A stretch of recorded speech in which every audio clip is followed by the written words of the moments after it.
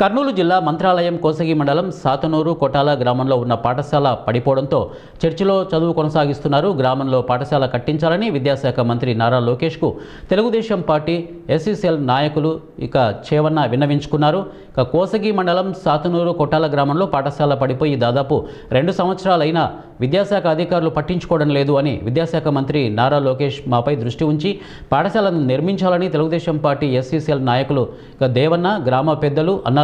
వారు మాట్లాడుతూ మా గ్రామంలో పాఠశాల పడిపోవడంతో చర్చిలో ఉపాధ్యాయులు చదువు చెబుతున్నారు అని వారు అన్నారు. గౌరవించి మాకు స్కూల్ మంజూరు చేయాలి, మా విద్యార్థులు మా ఊరు పిల్లలు బాగా చదువుకోవాలి సార్. మీకు ధన్యవాదములు. ఖచ్చితంగా అయితే మాకు శాంక్షన్ చేసి మాకు న్యాయం చేయాలని కోరుతున్నాం గ్రామస్తులు. మా స్కూలు బడి పిల్లలు చదువుకుంటానికి స్కూల్ లేదు కదా, మాకు మంజూరు చేయండి అని కోరుకుంటున్నాం సార్. మా ప్రాంతం వెనకబడింది, ఎందుకంటే ఇది చాలా మారుమూల గ్రామము.